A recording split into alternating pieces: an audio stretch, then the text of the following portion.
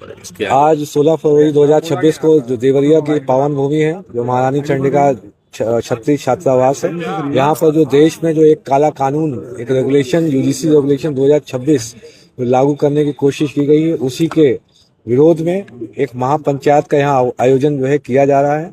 इसमें आप देख सकते हैं सब समाज के लोग, सामान्य वर्ग के लोग यहाँ पे उपस्थित हैं और विभिन्न बिंदुओं पर यूजीसी रेगुलेशन 2026 जो SC/ST एक्ट और जिस तरीके से हमारे देश में, जो हमारे देश की बेटी के साथ जो अन्याय हुआ, जो दिल्ली यूनिवर्सिटी में जो कुछ गैर सनातनी लोगों ने बेटी की जो है आबरू मर्यादा तार करने की कोशिश की, उसके विरोध में हम सब लोग यहाँ पर आज इकट्ठा हुए हैं।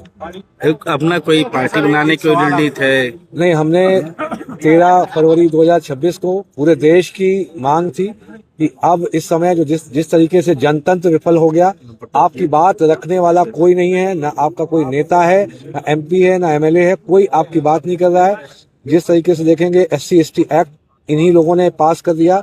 देश के 85% सनातनी, जिसमें OBC और जनरल आते हैं, उनके लिए उनकी आत्मा का, उनके परिवारों का ख्याल न रखते हुए जो 15% गैर सनातनी है, जो ब्रह्मा विष्णु महेश को नहीं मानते हैं, जो हिंदू देवी देवताओं को नहीं मानते हैं, जो गौरी गणपति को नहीं मानते हैं, उनके लिए आपने उनको सुविधाएं देते हो, उनको विशेष रूप से आपने एक SC/ST एक्ट में धारा 18A, आप माननीय सुप्रीम कोर्ट ने सुभाष काशीनाथ महाजन वर्सेस स्टेट ऑफ महाराष्ट्र 2018 का जो निर्णय था, डायरेक्शन था, 3 डायरेक्शन दिए थे, ये बताते हुए कि जो SC/ST एक्ट है वो मूल अधिकारों का उल्लंघन करता है। उसको पहला डायरेक्शन था, बिना जांच के कोई FIR गिरफ्तारी नहीं होगी। दूसरा, इसमें एंटीसिपेटरी बेल का प्रावधान था।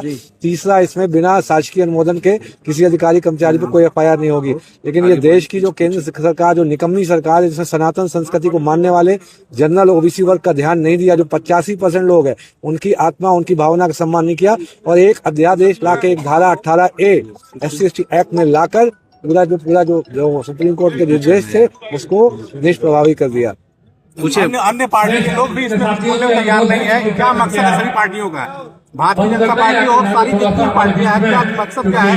कोई पार्टी बोल रही है इस मामले में, क्या कहेंगे? देखिए, हमें अपने जनप्रतिनिधियों से मतलब है, हमें किसी भी अन्य पार्टी से मतलब नहीं है। जिसको भी आपने वोट दिया है, चाहे आप जिस वर्ग के हो, अपने जो सजातीय MP MLA से पूछना चालू करिए, आप किस लिए वहाँ बैठे हैं। अगर आप हमारी बात नहीं सुन रहे, रिजाइन करिए, नहीं तो मुंह खोलिए। कमीशन की नौकरी छोड़कर आप रिजाइन करके और यूजीसी को समर्थन में उतरे हैं, क्या मकसद है? क्योंकि बड़ी मुश्किल से नौकरी मिलती है। आप ये बताइए, इस नौकरी का मैं क्या करूं? आपके जो 543 MP राज्यसभा के अलग MP, आपके 403 यहाँ पे स्थानीय MP MLA, कोई आपकी बात नहीं सुन रहा है। आप सोचिए कितना गंभीर विषय है। एक व्यक्ति नौकरी छोड़ चुका है 26 जनवरी 2026 से आज तक एक भी व्यक्ति नहीं बोला है। आप जनतंत्र नहीं है, ये एक कॉर्पोरेट कंपनी की, वेस्ट इंडिया कंपनी की सरकार चल रही है। उसके जो ये जितने जनप्रतिनिधि हैं, उनके एम्प्लॉई हैं, इसलिए आपकी बात नहीं सुन रहे। जनतंत्र नहीं है। आप सोचिए, ये कंपनी, लेकिन इसका जनाधार खत्म हो चुका है। जो केंद्र सरकार की जो अभी समय में चुनाव हो जाएंगे, ये 0 सीट आएंगे। जो इन्होंने कोर उनका वोटर था 50 से 60% जो सामान्य वर्ग OBC वर्ग, वो इनसे अलग हो चुका है। आप देख सकते हो कि ये सरकार के खिलाफ खड़े हुए, इस सरकार में ही सरकार के वोटर आपके खिलाफ खड़े हुए हैं। कोई आपका जनप्रतिनिधि यहाँ आने का साहस नहीं जुटा पा रहा है। देश में जनतंत्र नहीं है। इस समय केंद्र सरकार 0 सीट पे है।